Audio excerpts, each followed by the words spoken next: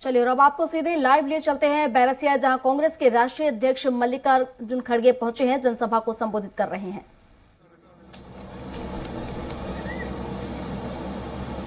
ये एक engineering college नहीं था, एक मेडिकल कॉलेज नहीं था। किसने बनाया? एम्स जैसे इंस्टीट्यूशन, आईआईटी जैसे इंस्टीट्यूशंस,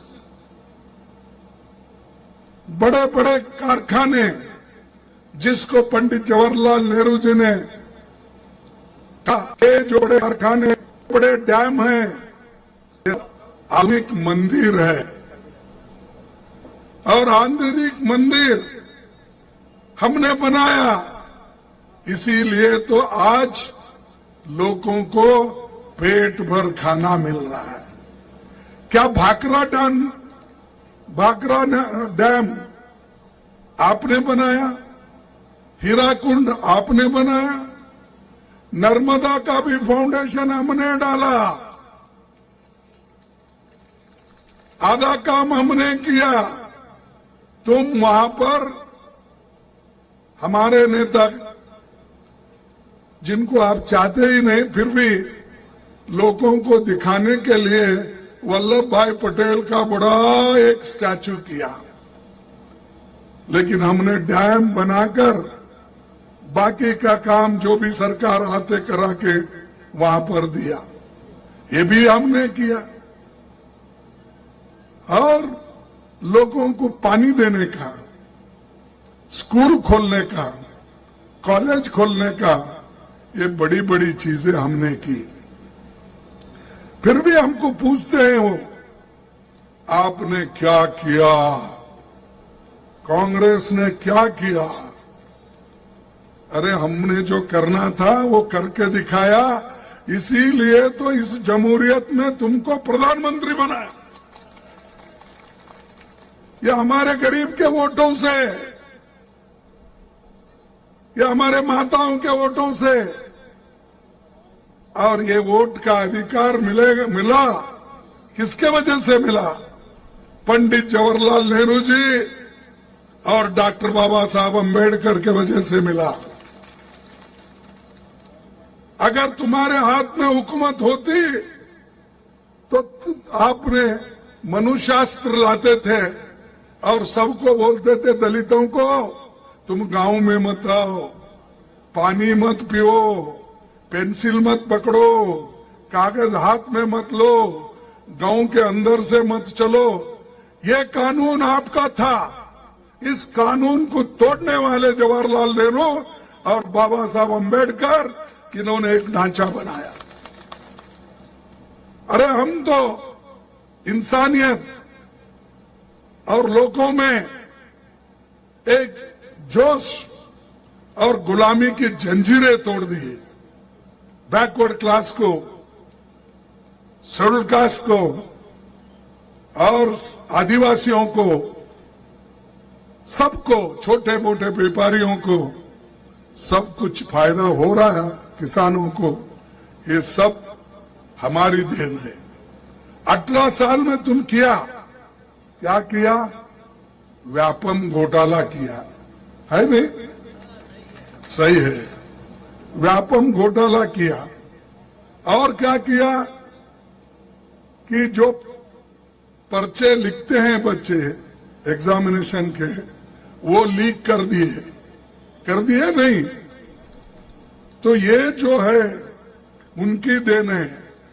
और ये बीजेपी सरकार तो कहती है कि हम जो इस देश में सुख और समृद्धि लाएंगे, सबका विकास होगा, सबका क्या है, एक है ना कहना, सबका विकास क्या है?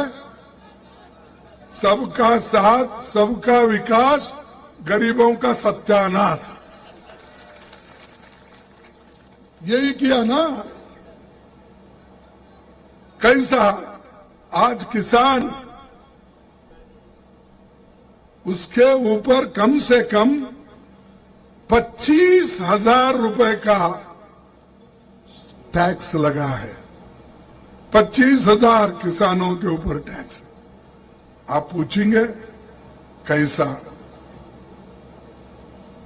देखिए, डीजल हमारे जमाने में 56 रुपए था नहीं था, अब 95 रुपीस हो गया, 97 आपके पास और भी ज्यादा। देखो कितना खुश है वो मोदी कि एक जगह 95, एक जगह 97, कहीं 100 रुपए। तो ये गरीबों के भलाई के लिए चौहान और मोदी कर रहे हैं।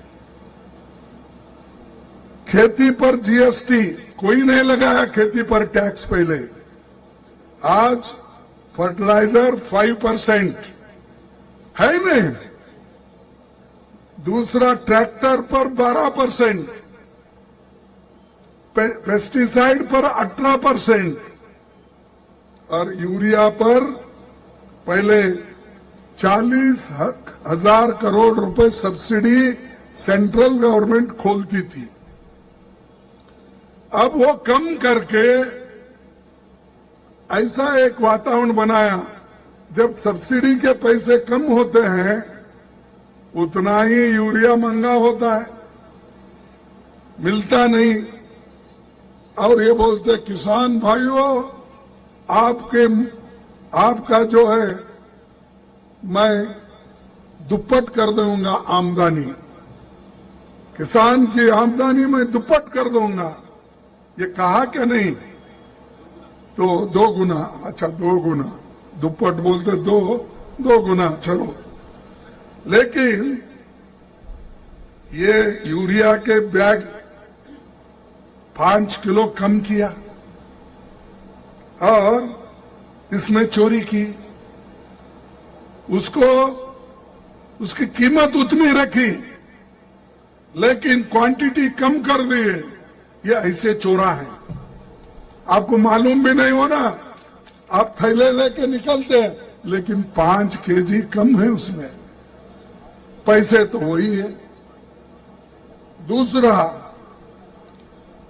ये हमारे उसीलिए तो ब्लैक मार्केटिंग चल रही है, फर्टिलाइजर मिल रहा नहीं, लोग लड़ रहे हैं, ये उनकी देन है। डीएपी की कीमतें बढ़ाई, पहले 1075 था, अब बढ़कर 1350 हो गया।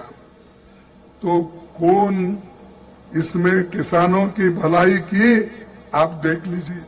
अगर हम कहते हैं तो कांग्रेस वाले ऐसा ही बोलते हैं, लेकिन मैं आंकड़े के साथ बोल रहा हूं, किसने क्या किया, कैसा किया, हमको आपको कैसा धोखा दिया, ये मैं बात कर रहा हूं। उसके बाद अब वक्त आया है, 18 साल के बाद इस सरकार को बदलेंगे या नहीं, बदलेंगे या नहीं? अगर बदलना जरूरी है, क्योंकि ये सब चल रहा है घोटाला, अगर इसको नहीं बदलेंगे तो आगे आने वाले दिन और खराब होंगे और सबको परेशानी होगी। और ये कोई बीजेपी वाला पूछता ही नहीं उनको, अरे भाई यूरिया बढ़ा, डीएपी बढ़ा, जीएसटी बढ़ा, सब बढ़ा, ये सब अगर मिलाए साल को 25,000 रुपए तुम्हारे ऊपर वो टैक्स गिरता है।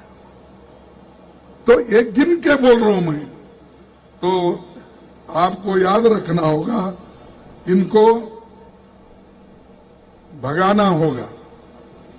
जब तक इनको भगाएंगे नहीं तब तक ये लोग ऐसा ही लूटते रहेंगे और लूटते लूटते यहां तक वो करेंगे। और इसी के साथ बुलेटिन में अभी के लिए बस इतना ही। अधिक जानकारी के लिए आप बने रहिए हमारे साथ और देखते रहिए स्वराज एक्सप्रेस। नमस्कार।